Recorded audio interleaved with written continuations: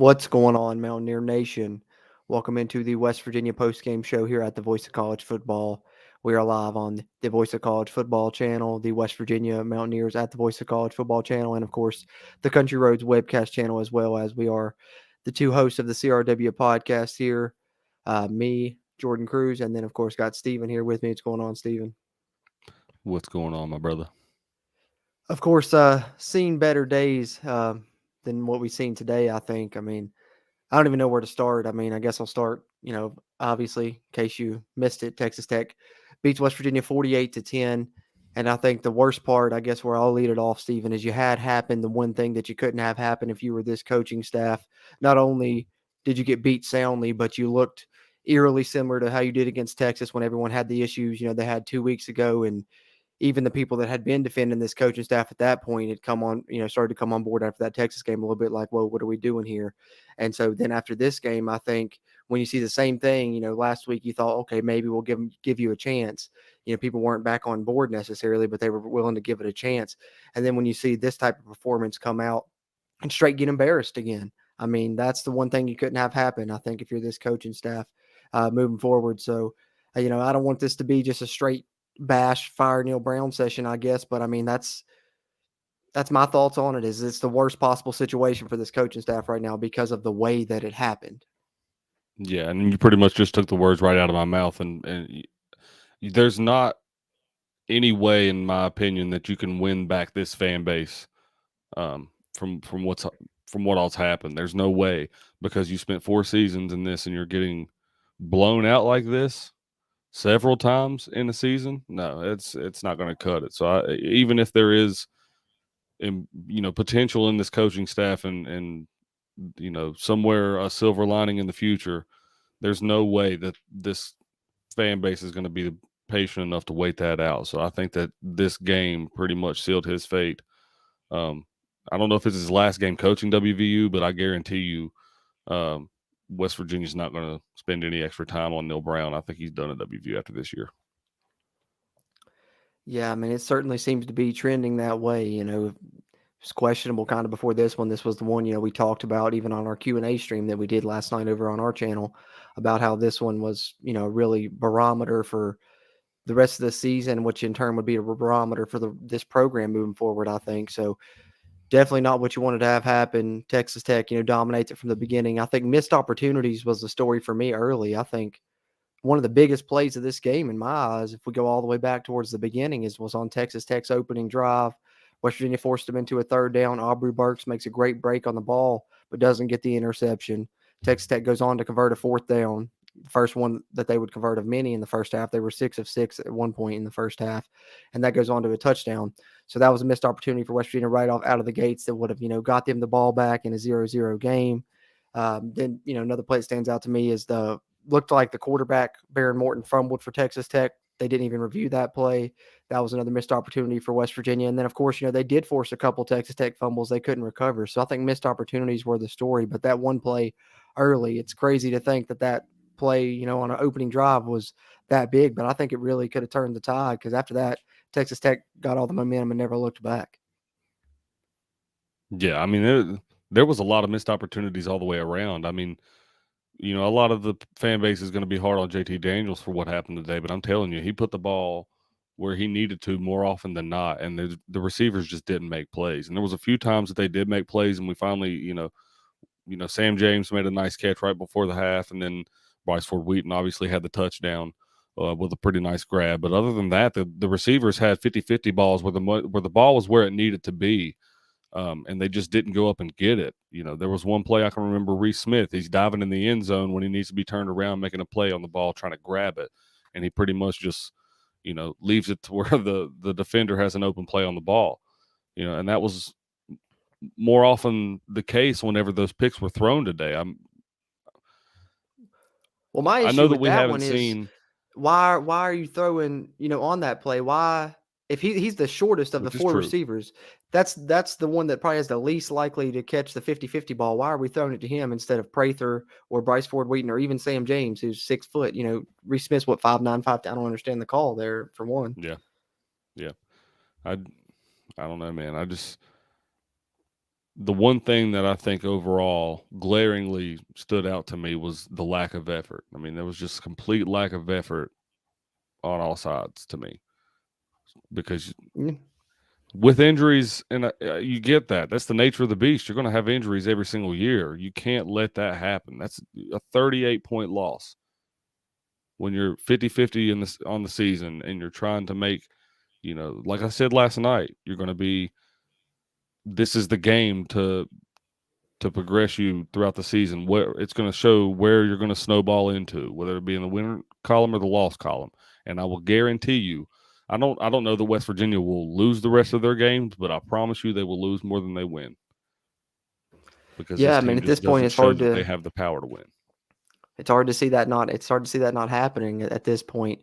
But before we get too far in here, I know we're a few minutes deep, but people are starting to roll in now. So really appreciate everybody that's tuning in here, whether you're on the Voice of College Football YouTube, the West Virginia at the Voice of College Football YouTube, or ours over at the Country Roads webcast. We're simulcasting on all three here with the West Virginia post game show at the Voice of College Football channel. But while you guys are in here, if you're watching us live, or even if you're catching this on a playback, scroll down, do us a favor, hit that thumbs up button, give us that like. That'll really help this video's performance and help future videos performance as we try and grow this channel throughout Mountaineer Nation here at the West Virginia channel at the Voice of College Football. And if you haven't already, hit the subscribe button. Helps us, helps you, helps get more of this Mountaineer football content out to Mountaineer Nation, trying to get the subscriber count up there, and plenty to talk about. So while you're in here, if you want to drop your comments down there in the chat, we'll try and get to some of those as we go through here. A lot to talk about, I'm sure, after an embarrassing performance to say the least, I guess, for sure. Let's go to the chat a little bit. Greg Adams, I know you were in here early, so we'll defend this coaching staff. I dare you. He says, I mean, how could you at this point, really? The only thing Yeah, that, true. I'm sure that's going to be the talking point among the staff themselves, and probably among the athletic department if they do choose to keep Neil Brown, which who knows? But if they do, they're going to say, well, injuries really affected this team. We thought we had a really good team. Charles Woods got hurt early, and then the injuries built up mid-season. We lost C.J. Donaldson for a couple games, and then he came back, and we lost Mike O'Laughlin, and we lost James Gamitter and Wyatt Milam and Tony Mathis and Justin Johnson, which is true. But at what point do you stop allowing the excuses? Because to me, I mean, here's the thing. What year is Joey McGuire? it's his first year, isn't it? Second Fir- year? First year. What First year year. is Yeah. Lance Leipold's second year? I mean, They have to deal with injuries and and if we're stuff just being as well. honest, Both those truly his teams beat first you. year. Yeah, both those teams beat you. Matt Wells, who was the coach at Texas Tech, beat us every time as well, and he didn't even keep his job. It wasn't good enough what he was doing for them to keep him. So why are we still allowing excuses to be an issue 4 years in? I understand, we called a bad break this year in a lot of different ways. There's games we probably could have won, freak plays that have happened, and of course now injuries are building up. But it's the product that we're putting on the field more than anything. It would be okay if we were doing that and losing these games close and looking like we were prepared, but it's the constant every time we have a big game like this, we start slow. They jump on us super early. We look unprepared. Then once we finally settle in, we do some good things. Guess what happens? How many times has it been that there's a goal to go situation, or it's 3rd and 2 or 4th and And you 2, have a and we're penalty. lining up and it's a false start? How many times? Yeah. I mean, I can't count. It's almost every game. Yeah, and this is my issue with that is you can make the excuse of having those injuries, and I get that those would hurt any team, but why are we not putting in place backups that can fulfill those roles? Because I don't see other teams getting blown out like that whenever they have injuries. You know, just because they have those injuries, you see teams get blown out every now and then, but I mean, the only other team that I can remember getting blown out like this on a regular basis is Kansas. Are we really going to accept being the new Kansas? And that's I, exactly what, if we accept this and this coaching staff treating our program like this, then that's exactly what we're going to end up being, as much as I hate to say that. Because well, I've and like I been said, one that, I'm trying to be optimistic about things. And I've always tried to be optimistic about things, but it's hard to be optimistic when they can just continually, progress in a negative direction. mhm. Well, and like I said, there's still 5 games left in this season, so that is what it is. But like I said, going in, this is a game that was going to show one of these teams was going to probably end up in the top half of the conference, and one was probably going to end up in the bottom half. I think West Virginia showed they're going to end up in the bottom half of this conference, and I think it seems like we're going to be battling to not be the very bottom team of that conference. Yeah, and That's unacceptable. that's very much unacceptable because now they're making me look like an idiot because I predicted them to go 9-3. But we all did, and I think that that shows. You know what I'm saying, not all of us like across the board, but most of the people that cover West Virginia that do predictions were going 7 wins, 8 wins, 9 wins, at least 6, and Yeah, who knows if we'll get to 6 at this point. I, I don't I feel confident in it. I don't feel confident in it at all. I just believe that if we were, like you said, if we were losing games and it was a lot closer, we've been in those situations. We've had seasons in the past few years where we've been losing games and they've been close, and now we're losing games and they're not close. So that's why we're progressing in the wrong direction. We 4 years in, we can't, as a program where we've set our standard, we can't accept that on the field. And Yeah. I don't know, man. I really just don't understand.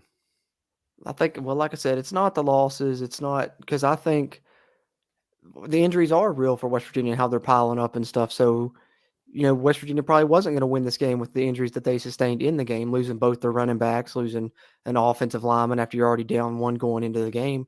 But I want to see us compete.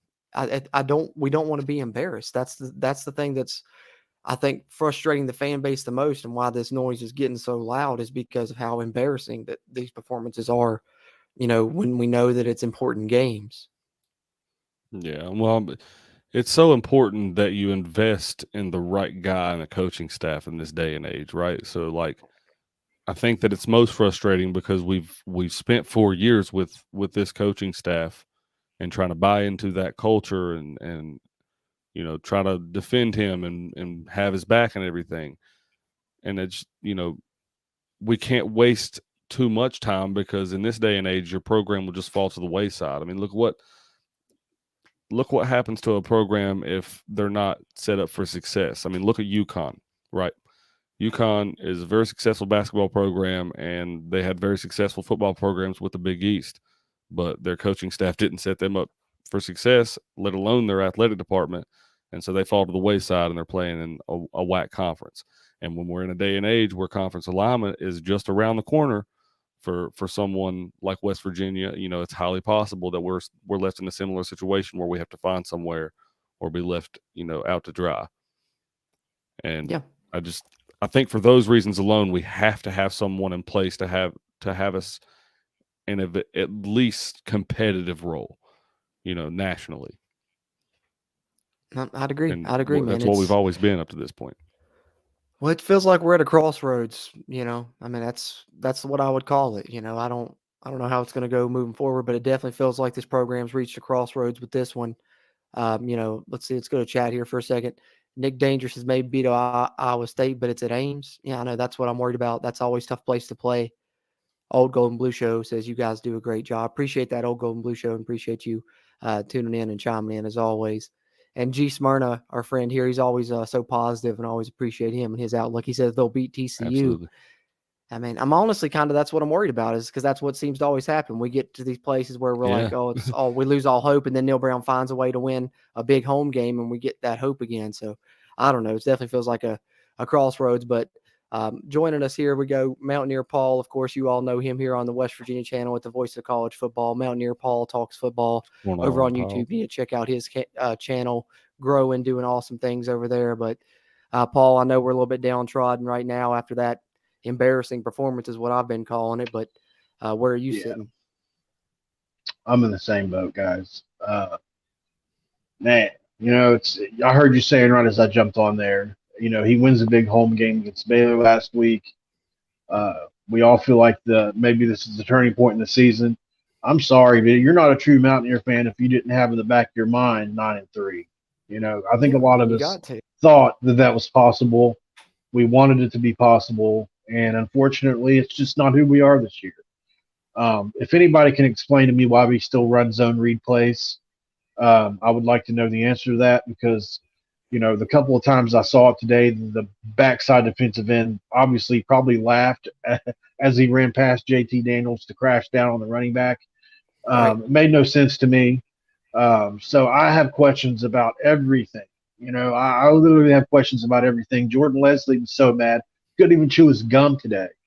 So obviously very frustrated with the entirety of just all of it.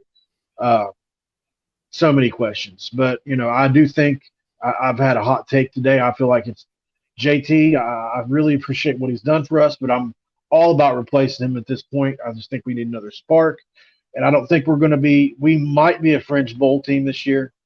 So if that's the case, then let's get our future ready.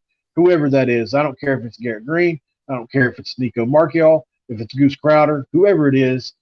I've seen enough of JT Daniels to know that he's not good enough to raise the level of this team to great heights. He's good enough to be a great quarterback, and he might have done good in that 2018 offense with Gary Jennings and David Stills, but this is not the offense. Yep. We just don't have the boys. We don't have the boys. It's just the truth. We've got good players, but not great players.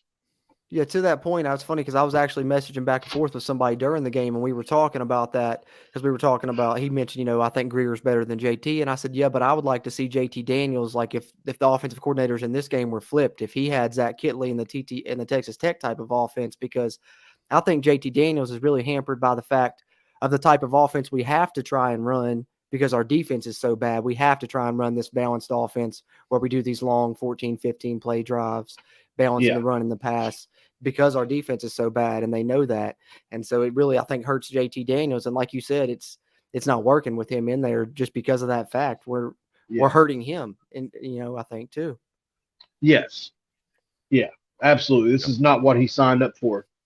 I don't think so. No. Yeah. We were saying best case scenario that JT Daniels is only on campus for 6 months. And, I think we're dreaming right now if we thinking that he's going to go pro in the draft next year. Right, which is something that I was hoping was going to happen. I know that last week that was an unpopular opinion when I said it, but I truly believe that the future is Nico or Goose. I'm a big fan of both. I think they both are really good players. If I had my way, it would be Nico. But, man, I saw some things from Goose and the mobility he has. He's got really good top-end speed. And obviously, some of the throws that he's made, spring game and in cleanup duty, have been really impressive. Nico just has the pedigree, and if you've watched the comeback, you'll know what I'm talking about. That sold me on it. Oh, yeah.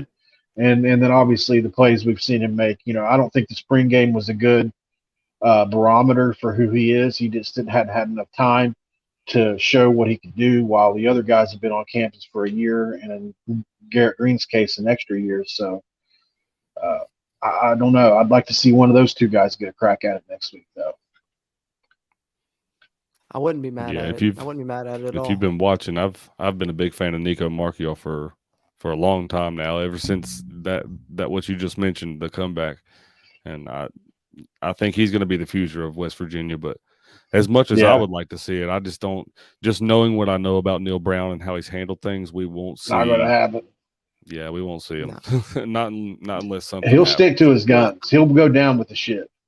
Yeah. He will. I was about to say JT, unless JT decides, my arm's hurting a little bit, I'm gonna sit this one out, because they did have him iced up a little bit there at the end and stuff. So who knows? They could say he's injured, but if not, I agree with you. That's Neil Brown hasn't shown the willingness to really change and go with the young guys at all throughout his 4 years. Yeah.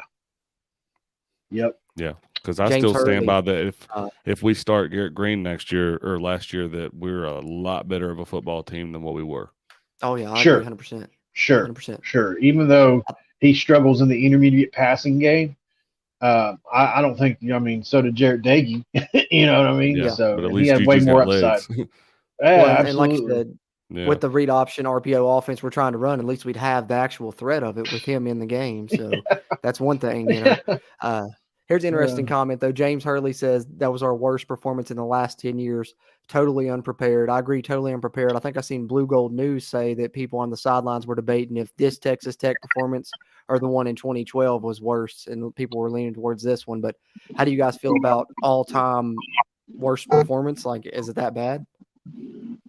It's as much as it sounds bad to say, it's hard to gauge. There's been so many bad performances that I've seen, but it's up there. It definitely is up there. I don't know if this one or 2012 is worse, because 2012 we were on a roll heading into that game. No one's seen that coming, I don't believe. Even with as bad as that defense had played, I think everyone would agree that we thought our offense would save us in any situation. And I think that game still in my mind is worse, because at least this year we knew we were bad, going into the game. Not to say that makes this one any easier, but I was about to say the only way to compare to me, though, is like I felt like the offense really let us down in this one too. Maybe not as bad as that one, because this offense wasn't as high flying, but this offense, I didn't know what was happening with it today. It was bad. Yeah, really bad. Man, if you're talking about the last 10 years, I've got to go back to the Maryland game. When the backup, what was his name? Was it Jack Allison? Ford Childress. Ford Childress. That there you go. The worst. Yeah, you're right. Yeah, that was 37-0. That's definitely probably the worst, I think. Ford Childress. Was that the Maryland game? Yeah. Yeah. Yep. I remember that one. That was a rough bad day. Kansas State last year against Baylor, last year against Oklahoma State. We've had a few of these recently. Yeah. So I don't want to say overreact, because it's they call it overreaction Monday for a reason. We're all overreacting to it. We're overreacting a little bit because we're upset. But there's truth in it.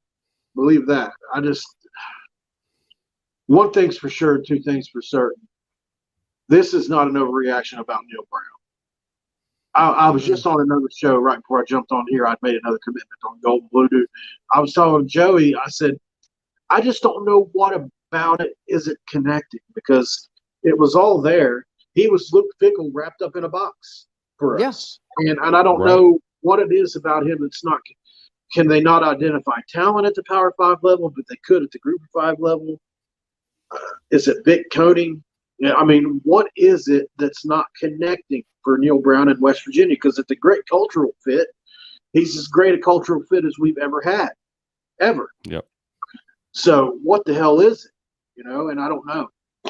It's so frustrating, guys. And guys, we die with these guys, with these boys, almost like we're on the field ourselves, and we work out with them, and like we're on the team, but we make our contributions where we can, whether that's in the chat or whether that's on screen like we are here. But at the end of the day, we all love the Mountaineers, and it's hard, man. It's not easy being a Mountaineer fan right now. No. Yeah. It's hard. Like you said, we're stuck between a rock and a hard place too, I think, because you're trying to figure out why isn't it clicking, because the hire was praised by everyone. You don't know if it's just a move to the Power 5. Maybe they're trying to do something that worked at Group of 5 that's not working at this level. It's hard to exactly put your finger on it, but I think as far as fans, we're also stuck between a rock and a hard place, because everything else is good, but on-field results, for one, and then for two, you're like, we just went through a rebuild for, going on to the fourth year now, and we're going to have to endure another one. So is it going to be another 4 years? We're waiting. And so we're just like, what do we do? And we're hurt, really. Yeah. And I think that's a scary situation to be in, because I think if you're West Virginia, I don't think you can afford another 4-year rebuild. You know what I mean? And so then you're putting yourself in a position where you're possibly like, okay, well, you got to go through this guy. Maybe he's not it. And then you're putting kind of where Texas is, in their coaching carousel and what they've put themselves into. They try a guy for 2 years, it didn't work out, and then they get rid of him. Let me ask you this. I'm sorry, were you still talking? No, it was just essentially just like you can't afford, if you're West Virginia, to go through a 4-year rebuild you know what I mean? No, but this is where I want to challenge all of our thinking a little bit on something. Because I found myself saying that earlier today, and I thought, wait a second. Is it still 4 years, though? Because, I mean, obviously, every situation isn't going to turn out to be like Kansas, or several other first-year head coaches. Brian Kelly's another one at LSU. Is it still 4 years? Is it still a 4-year setback? Do you guys still believe that? I know No. you just said it, but now that you think about it, when you really think about it, just revisit that.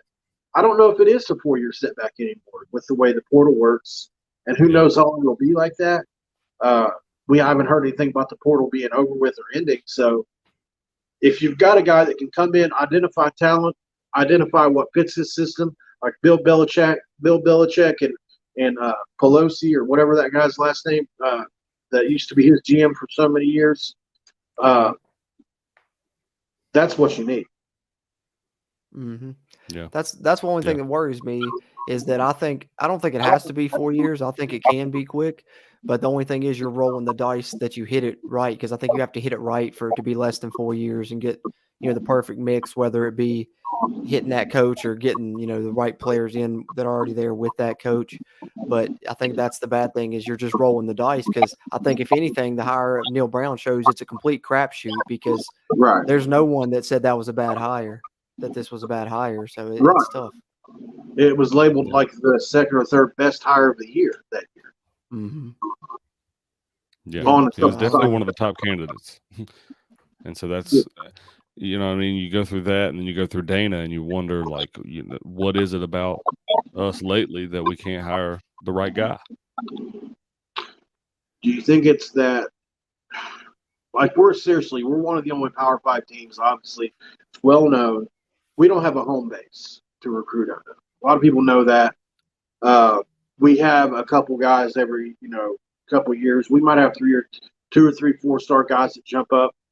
Rarely do we have a 5-star guy, like a Wyatt Milan type player that come out who's a French 5-star. Doug Nestor's are rare.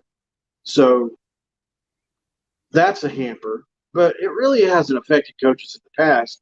It's already inbuilt with West Virginia. We have so many connections. So I think somebody brought up Tony Gibson. I think if anything, that might be why he could work for us, is because he already has those relationships. Because you have to have them if you're going to come to a place like West Virginia. You can't be Brian or Chip Kelly, who has been on the West Coast your entire career, and then come to West Virginia. That's when it takes 4 years, because you have to build those relationships with these other high school coaches that have no idea who you are except for who they've seen on TV. Because people don't know this, but a lot of what kids do or decide to do has to do with the high school coach and the family, and so and a lot of times the family listens to the high school coach and what he has to say on the subject, because they know these coaches. And so if you don't bring in a guy that has a relationship with these coaches, that can set you back. So I don't know. Tony Gibson's a guy that might have that and be able to turn it around fast. We've never seen him coach a team on that level, but I'm at a loss, because I don't know at the Power 5 level, who can we bring in that's already had success? Who is it?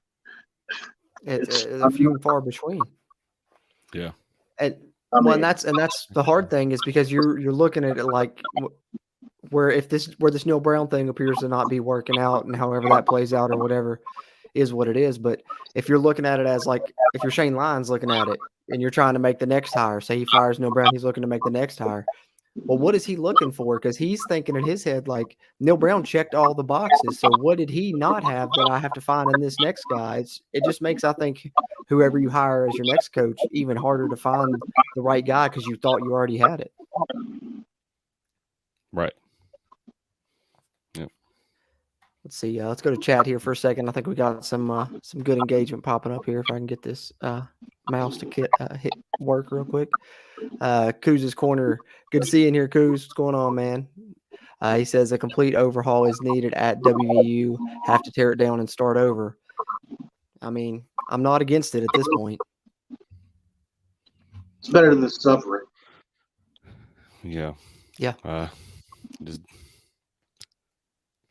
I think I've already said everything that I can think of, because right now, like, it's just, everything that keeps playing in my mind is just like, how can this happen? You know what I mean? Like, there's nothing in my mind that would have thought I predicted us to lose this game, and there's nothing in my mind that predicted us going and looking the way that we did. You know what I mean? Like, I don't know. Yeah. I think I'm still in shock for the most part. I just can't think of anything other than that to say. Well, I mean, sometimes at a loss. Yeah, that's literally how I feel. Like, even when I was thinking about coming on here, I knew like we'd have some talking points and stuff. But like, I was like, I really don't know what to say, because like I said, I'm at a loss for words from what I saw from the offense. I'm like, I don't know.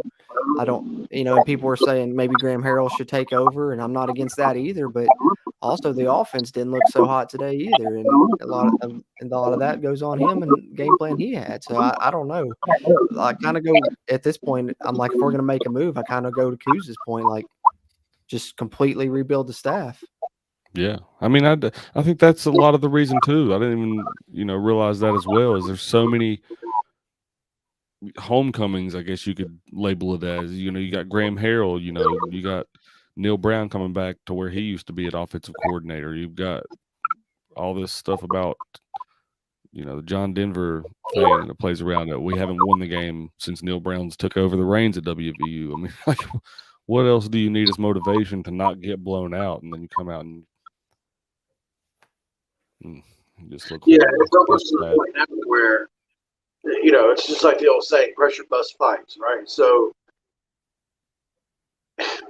they want to win so bad. Like, he knew coming into this week, like, okay, finally I can get back to 500 as a coaching record, and also I can get over 500 on our team record. This could be great. Comes in and all he does is press. You guys seen him on the sidelines. He was, I thought, I mean, I've seen him get upset, but he was out of character for himself. Jordan Leslie couldn't even chew gum. It was falling out of his mouth. He was so mad. I mean, these dudes are dudes that look stressed out right now. And I don't see how you can do a good job if you're that stressed. I know I've never been able to. Anytime I've ever been, not everybody is as cool as, I hate to use Tom Brady's, but not everybody's that cool under pressure, and coaching is a pressure-filled game, especially on the sidelines in the moment. You have to make calls. Things aren't going your way. Now we got to do this or that. But one thing I want to revisit just for a second is you talked about Graham Harrell and his plan for a day. Do we really know how much control he has over that? Because I don't think I've watched him before. He runs what Texas Tech runs, that hurry up, fast pace, or like they do at UCF. This methodical 15 plays, and I know some of that is personnel related, but I don't think that would matter to him. So, because JT's perfectly capable of running a hurry up, fast pace offense. Do you think he was saying, no, we're going to do it? That's like where he gets his 2 cents in. We're going to run it my way with your way mixed in. I do. And I think a lot of that plays into how bad the defense is also, is because they're not going to sit there and rush and score all day with you if, they just know that the defense isn't going to be able to hold you, and they're, they're just going to be in a score match all day. Whereas if they hold the ball more, then they're going to be able to, I guess that plays into more of it too, but but it's definitely not the offense we were excited and what was advertised coming into Morgantown with Graham Harrell. That's for sure. No, not at all. Not at all. And here's the thing: when you see Texas Tech and Barrett Morton, they take a chance on Barrett Morton. They benched Donovan Smith, who was having a great year. Tyler Shuck was healthy coming to this game. They give the redshirt a chance, and he lights it up. Of course, he's obviously probably a first-round talent, from what I can see. Just based on his arm talent, he's very good. So, take that from what you know. But we've got a couple guys I like in our bullpen as well. So. Yep, I agree. I hope we see him before too long. I mean, I know we got to see Garrett Green some, but I want to see what Goose and Nico, like you said, that's kind of the two that I like the most as well. So I'd like to see what they have. moving forward. But there was an interesting point that I wanted to bring up. I saw on Twitter during the game. I believe it was Smoking Musket that brought it up. Can't remember 100%, but I think that's who it was. But and because it's something that I've kind of been feeling too.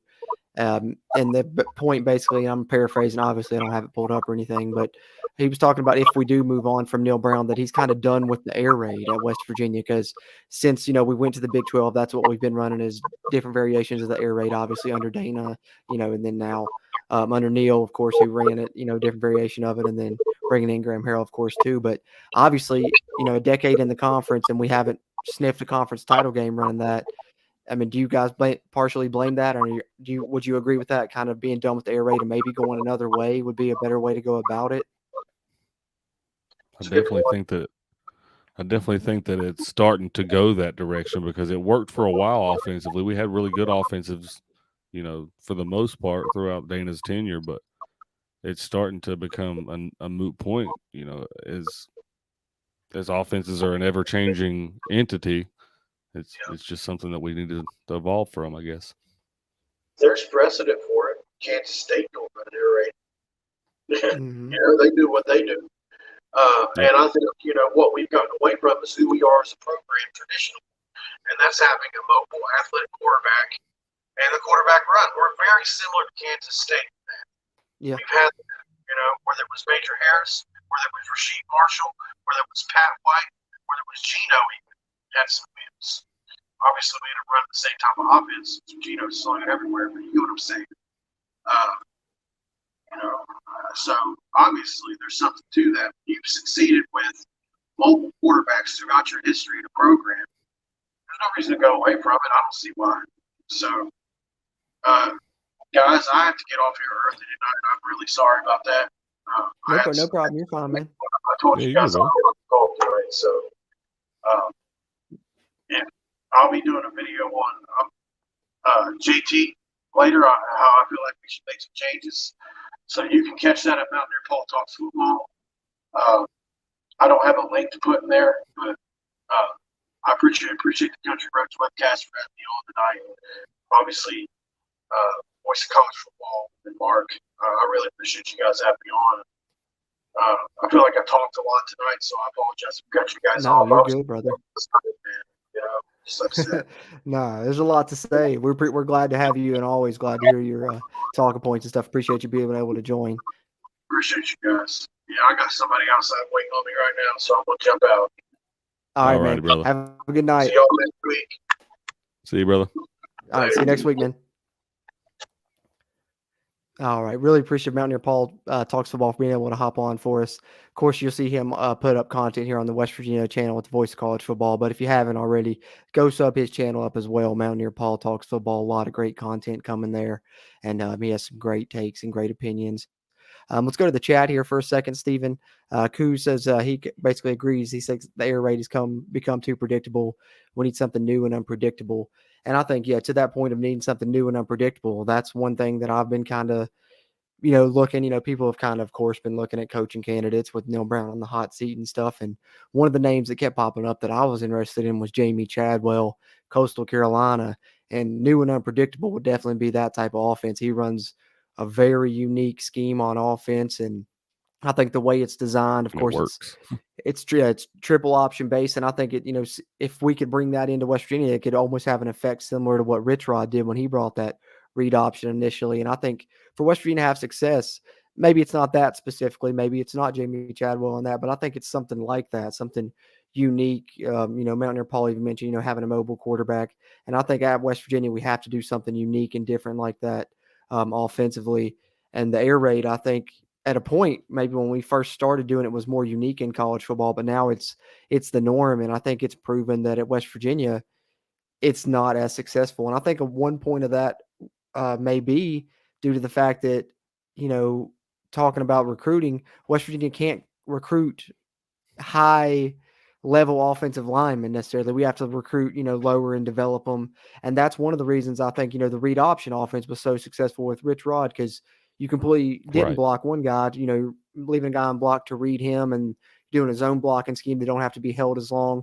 So I think maybe the air raid at West Virginia hasn't been as successful because we don't have the type of offensive lineman to be able to pass protect and have a pocket around the quarterback consistently game after game after game, especially once injuries pile up and depth becomes an issue. What is your take there, Stephen? Yeah, I actually was just reading in the comments a few minutes ago. I can't remember who it was that mentioned it, but it says that every time they watch West Virginia, that the size comparison between the two teams is almost unbelievable. Because West Virginia's always the smaller man team, and I think for that reason alone, like you said, Rich Rod was largely successful because they used a large portion of their speed to kill you. If their lineman couldn't block somebody, you use their speed to get around the edge on somebody with that read option. And I don't know if going back to the read option per se is the right call, because that's a really predictable offense in today's game as well. But I think if some rendition of that were to, I think innovation is something that we need to look for in a head coach if we're going to go looking for one. Yes. Now, Yeah. Because it's going to be somebody that needs to change and evolve with the game, because we've got to think outside the box. We can't think of, what traditionally is successful, because West Virginia is not a traditional program. We can't recruit the same size guys, so we've got to figure out a way to be successful around that.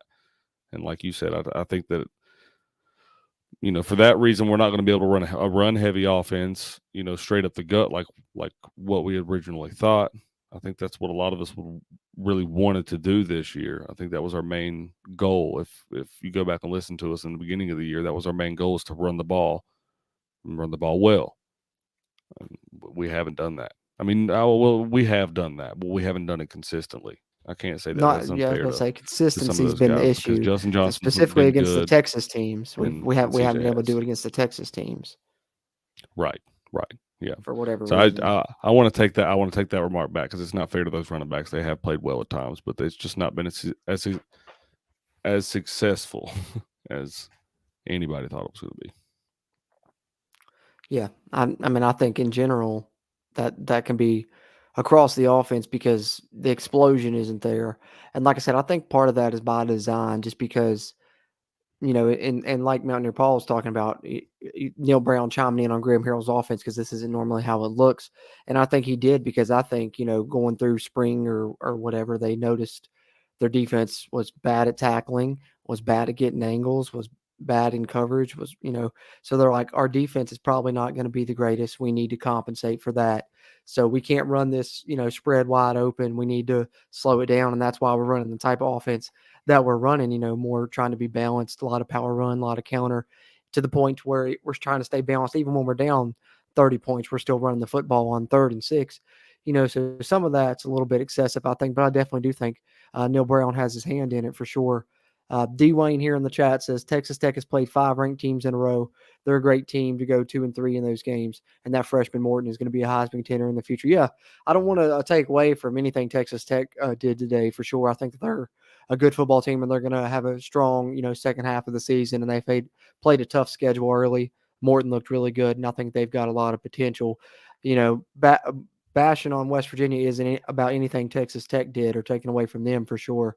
They're a good team. I think it's just more about how West Virginia looked rather than West Virginia losing, to that point. What are your thoughts, though, Stephen? You think Texas Tech's going to be a contender? Yeah, well, I don't. I said last night that they were probably going to be the best 3-3 team that we've probably ever seen, just because of, if you look back at their last 5 games, each game has been a ranked opponent. So they've been tested more than they need to be tested throughout a season. And I believe they can be a contender, every bit of it. They got options at the quarterback position.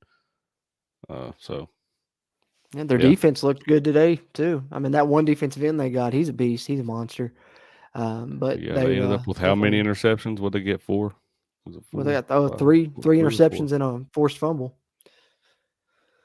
Yeah.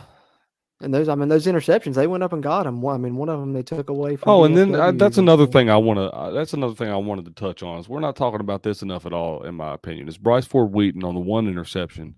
You got to come down with that ball, man. That's just absolute lack of effort on that play. It's 50-50 ball. He had possession of the football, and when he came down, He just let the defender take it from his hands.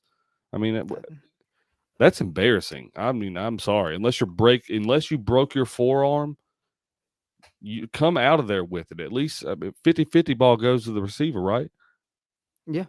Yeah, if Right. it's dual possession, Okay. if they Well, both then, have it, all you gotta do is have it with him.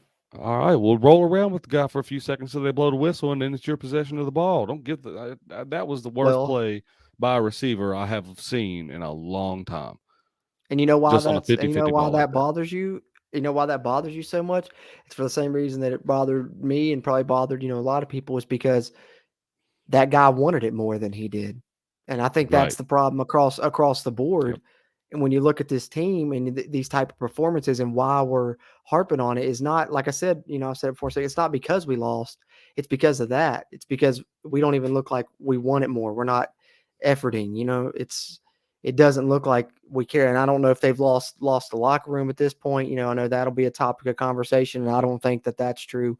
But I think that for some reason, I don't know what it is. I can't tell you the exact reason, but for whatever reason, in these games that seem to be important games, countless times, two this season that I can think of course, against these two Texas teams. I'm sure you can go back over the past 4 years and look at them as well. The important games, we show up unprepared and we get our doors blown off in the first half.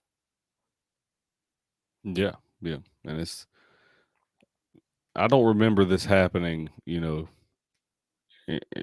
post 2004 too many times. And I feel like it's happened at least once every year in the Neil Brown era. It has happened at least once every year in the Neil Brown era. We've gotten blown out. Yeah. I don't even remember that So many far. times consistently through the Dana era that happened. No, I mean, I don't know. I don't know, man. It's rough right now. It is. It's all I can say. Baxter Mallory says poor tackling, poor pursuit angles, poor effort, unmotivated. Yeah, kind of what we just touched on a little bit. He says our identity is punch us in the mouth and we will roll over. And that's the problem right there. That's the thing is at least, compete, fight. Yeah, have some You're heart. out of it before. Yeah. It's Show that we you don't want want to to be be there. embarrassed. Yeah, Show that we don't want to deserve be to be there. embarrassed. Be prouder than that. Yeah. Let's see. Browns and Beers. Tech played a great game, but my God, short of year one with the coach, old Kansas, any Big 12 losing on the road like that within the conference is embarrassing. Yeah, exactly. It is. It is. It was tough to watch, and I bared the entire thing because I was doing a live tweet thread, on our Twitter there, and I bared the whole thing, watched it to the very last second, still tweeting. As So did I. it was tough. It was tough, but at least if anything else, we are still committed. If we watched that one, we're going to watch the final 5 games as well, whatever the results may be there. And we're going to, cheer and hope for the best regardless, no matter what. We're harping on the coaching staff now, as I think a lot of Mountaineer Nation is, but that doesn't mean that we're not in support of the team and still want to see them win these final 5 games and going to be watching them. We're hoping for 5 wins. Oh yeah. I mean, not 5 wins total. I mean, 5 wins over these 5 games, Right.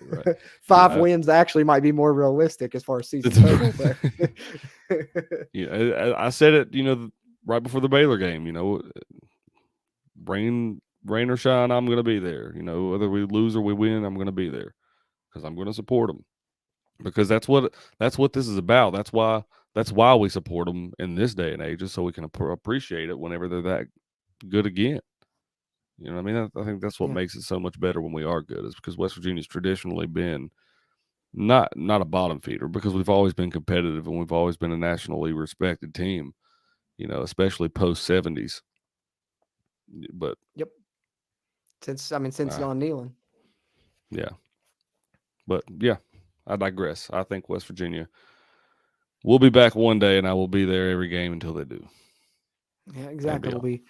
It'll just be that much sweeter whenever we do get back and, we compete for a Big 12 conference title. Hopefully it's sooner rather than later. We'll see what happens. But, to somebody's point, I believe it was G Smyrna that brought it up in our Q&A stream. We do potentially have a lot of pieces coming back next season. We'll see how many of them we can keep and see what's going on with the staff. But, I mean, if you're looking for a silver lining, there's always next year. I mean, that's our motto as West Virginia fans. But, hey, always got to try and be optimistic about something. And there's still 5 games left we get to enjoy. So that's the main thing. Silas, good to see you, man. He says, dropping by for a minute. Sad day to be a Mountaineer. NB has to go. I appreciate you, Silas, always coming in and tuning in and chiming in. Catch the playback if you got to bounce out, Silas, for sure. And while you're in here, Silas, and of course, while everyone else is in here one more time, got a few more people in here now. So just want to remind you guys, while you're in here watching live, or if you're catching this on the playback, even hit the like button if you would for us. That'll really help this video's performance and help future videos' performance as we continue to try and grow the West Virginia brand here throughout Mountaineer Nation and grow the West Virginia channel here at the Voice of College Football. And appreciate you guys tuning in. If you're not subscribed already, hit the subscribe button as well. Helps us, helps you, helps get more of this Mountaineer football content out to Mountaineer Nation. Silas says Nico needs to be the final guy. The final 3 games. Sorry, can't speak since he's played in one already. Time to look to the future. Like I said, I wouldn't be mad at it. But I don't expect his coaching staff to do it. Same. And I don't necessarily believe that that's the answer. I wouldn't be mad at seeing that, but I don't think that's the answer to fix all of our problems. I don't know if there is an answer at this point. That's the thing. Yeah, same. Yeah. I think we've proven Glizzy, we're just a bad football team. Yeah, that's what I was supposed to say. That's funny because that's actually like my dad texted me during, I think it started the 4th quarter, and that's all he said. He said, "We're just not very good." That's all. That's all he said. Like, and I mean, simple, it's man. simple. It's a simple way to put it, but I mean, it's kind of what it true. boils down to. I guess it's what it's kind of looking like, unfortunately. But 5 games to turn that around and change that opinion. So we'll see. Jay Glizzy says, "I love this team so much. We deserve better right now. Brown has to go." Yeah, that's what hurts, is because we all love this team and we do deserve better as fans. I think we do. I think West Virginia football as a program deserves better, more importantly.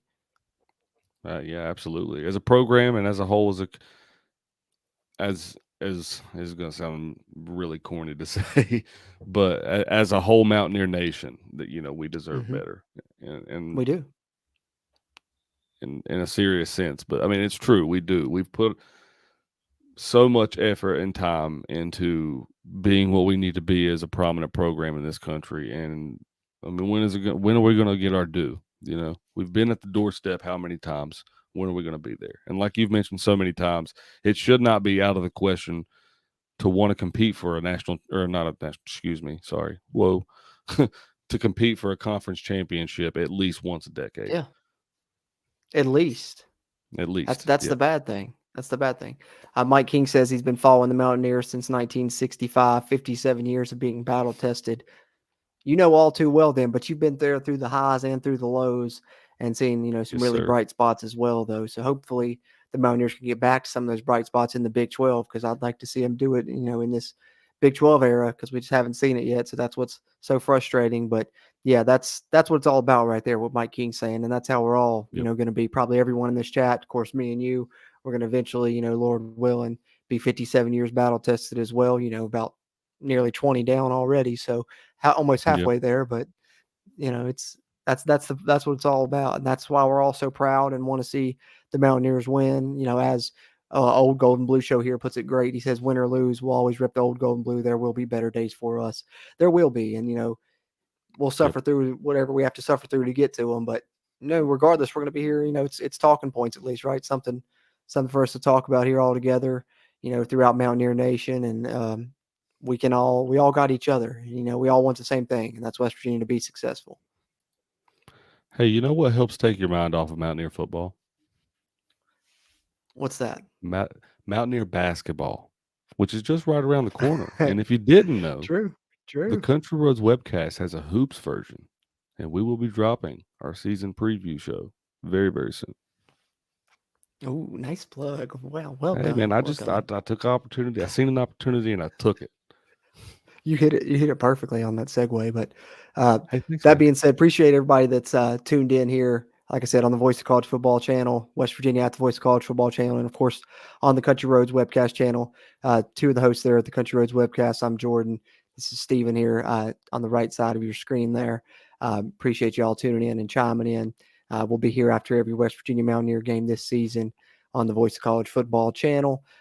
Drop anything you got there in the chat. We're getting ready to get out here before too much longer. But as Steven said, definitely, as far as us here at the Country Roads Webcast, CRW Hoop Show, it's coming soon. But we also have plenty of other Mountaineer football content on our channel here on YouTube you can check out. So subscribe to us if you haven't already. Definitely some good stuff there. Weekly player grade videos will be coming out.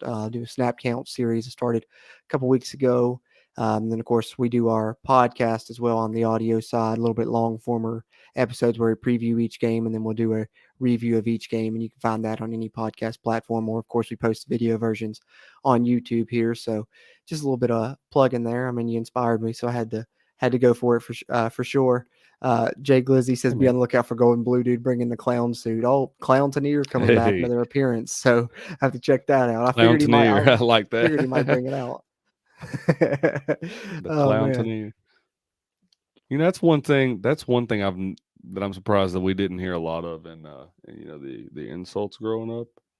Was Mountaineer? That's a pretty clever one right there. The clown. I don't think I was about to say, I don't think I'd ever heard it until he started breaking out that clown makeup and then came up with the Mountaineer. I was like, that's good. I like that. So yes, yeah, definitely be on the lookout for that as well. Jacob Yoho, I think, with a great comment, something we touched on a little bit earlier, talking about, getting away from the air raid. We need not to pick up Mike Leach disciple, from his coaching tree for our next head coach. I'd agree that we've done it so far, in the Big 12, and it hasn't worked out. A decade in, having Stiff's conference championship with his disciples or running the air raid. So I'd agree with that, Jacob Yoho. I don't know what direction we need to go in. That's kind of the main issue, but I would agree with that. Bradley Brown, CRW, part of the Country Roads webcast team here, our recruiting guy, says hello, everyone. Good to see you in here, Brad. Appreciate you jumping in here at the end there, as always, chiming in there in the chat. That being said, Stephen, any other talking points as far as this game? Anything you wanted to touch on that you saw, a play maybe we haven't touched on, or player, anything from this game that we haven't touched on before we get out of here for too much longer? No, I'm gonna take the next 24 hours or so and digest this and try to see if I can find any positivity. There was a few points in the game where I was kind of excited, like I mentioned the Sam James catch earlier. I thought that was a great grab. Unfortunately, largely overshadowed by the poor play from the rest of the day from the rest of the wide receiving corps. Well, the replay team was abysmal. I'll say that because that brought that up to my mind. First of all, overturning that, and then also in the first quarter, the Baylor quarterback, that ball was loose before his knee was down, and then they let Baylor just get a snap off quick. Didn't even call up for a review. Didn't even take a look at it. So, which the review team at the head office should be calling down on that one. Yeah. Exactly. And I'm going to say not that it affected the game. I'm not trying to be one of those guys. I mean, it's a 48-10 loss. Right. It doesn't really make a difference, but I'm just saying the replay crew was pretty bad today with that overturn and then that as well. Yeah. Yeah. That was called an incomplete pass by Sam James, but I still thought it was a pretty good grab until he came down with it. Also, hell of an effort. I want to say, on the flip side, on the defensive side of the ball, I understand that Dante Stills isn't having quote unquote the season that everybody thought, or the season that he's and held every play. Man, oh man, can you please explain to me how you have a ref standing there right in the face of you're watching a guy getting held like this, the arms draped over him, and it's being held like this, and he's just walking around the whole time, and it's every game. And I've seen it against Baylor. It happened all night, against Baylor it happened all night long. And then I saw it a lot today, and it didn't get called. So I just don't understand what a holding call institutes. And again, not saying that would have changed the outcome of the game, because it wouldn't have. But for a guy like that, I truly hate that, because he came back for us. He didn't have to come back for him. You know what I mean? He took advice from pro scouts that said he needed to bring it every single play. But I promise you, there you go, rep. Yep. But I promise you, that kid could have went pro last year, and he would have been something in the league this year. So, that's something that I really hate for that kid. So that's something I wanted to touch on. before No, he I got agree hit. 100%. I don't know why. I don't know what the refs have against him, but it seems like they will not give him a call for any. I mean, he finally got one today, but that was, about 10% of the time he was held, they Yeah. called it then because there was probably at least 10 times and they called one of them. So, yeah, I agree with you. That's definitely something I'm like, why don't they ever give him those holding calls? Because he was clearly fighting through a double team. Somebody's grabbing his jersey. You see the back judge standing there staring at the play. Nothing. There's no way the judge misses that. I mean, He's looking directly at it, man. I was standing right there in front of it. Yeah, I don't get it. Yeah. Gojira 54, in my opinion, which doesn't really matter. We should be running a different offense scheme to control the ball and clock for our inept off. Well, I mean, we do. That's what we were talking about earlier. Gojira 54. I mean, traditionally, Graham Harrell's offense looks more akin to what Texas Tech is running, but our theory is Neil Brown, put his hand in as well as the rest of the coaching staff, which wasn't a bad decision to say we're going to, run the football. We're going to be balanced and do longer drives. And that's kind of why we see the offense we see this year is to try and help our defense because I think they realized that it was inept. But clearly, I mean, the offense has worked decently, but this game, just nothing was working. It was just bad all around. I guess, when you're off, you're off. Defense was bad, and then the offense, had helped them all season, but was not our day. Well, right. I'll put it this way. I still consider Texas to be the better team out of these two teams, Texas Tech and Texas. I still think I do Texas too. is the better team, even though Texas Tech won the head-to-head. Speaking of. But I still think West Virginia played a better game against them as bad as they played against them. And the offense didn't come out and play at all today. No, that's what shocked me the most is just how bad the offense looked today. Nothing was working, especially early in the first half. And I think I seen, somebody say that on the radio when they interviewed Neil Brown, I guess at halftime, that he said that that's as bad as we could play offensively in the first half. And I'd agree with him. But the bad thing is the second half was just as bad. Second half we turned the ball you over don't the make whole game. adjustments. Oh wow. Oklahoma State came back and beat Texas. Actually, it looks like 41-34. G Smurda just said it in the chat. Yeah. Yep, that's what I was looking to see. Dang. Oh, man, I missed Yeah, the end of man. that one. I'll have to check Wow. out the highlights. That's one thing I have to Also, check another out. team we're probably for going to sure. get a chance to get whooped by like this later on in the Yeah. year. We Yeah, played Oklahoma State's good again. that's That's the last season game. Is that the finale last game? out Yeah. there. Yeah. Yeah, we're Oh, getting yeah. whopped by them. Not happy about that one. But yeah, that's one thing I'll have to check out some highlights from that. But I also want to check out Neil Brown's press conference, see how that went. Went over and stuff. So I don't know. Like I said, I know that moving forward, let's brief little look ahead. Of course, the Mountaineers have TCU coming up. That's going to be a tough one. We'll see if TCU is still undefeated when that game comes up next week. But homecoming for the Mountaineers, so at least we'll be at home. But super tough game there with arguably the top team in the Big 12. But that being said, as far as the Mountaineers are concerned, there's definitely going to be some injury updates. They're going to have to come out this week. Mountaineers lost a lot of players in this one, so hopefully some of those guys can return or things are going to look really bleak moving forward. But I guess, brief look ahead to TCU and the rest of the season. Steven, you got any hope in you? Yeah, I hope I can be patient enough to wait for the basketball games to start.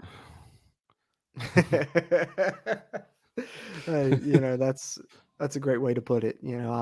Like I said, we're cheering for it. We're going to watch it. Hoping for some good news on these injuries because we're going to need it with TCU rolling into Morgantown next week. But either way, we're going to be here to cover it along the way. We'll have our preview for that game coming up. Before that, we'll have our recap podcast here on the Country Roads webcast. That'll be coming out in the next couple of days, so be on the lookout for that as far as content from us here at the Country Roads webcast. As far as West Virginia channel here at the Voice of College Football, plenty of stuff coming out Mountaineer football coverage wise. And then we'll be back here again next week, immediately following that TCU game for another post-game show. But that being said, really appreciate you guys tuning into this one and hope you guys come back, tune in next week. Hit the like button before you head out. Subscribe if you haven't already. No matter which one of the three channels that you're watching, we're simulcasting on all three: Voice of College Football, West Virginia at the Voice of College Football, and Country Roads webcast. Appreciate you guys throughout Mountaineer Nation. There will be brighter days moving forward, and we're looking forward to those days, and we're going to cheer the Mountaineers along the way. That being said, for Steven, I'm Jordan Cruz, and until next time, let's go Mountaineers.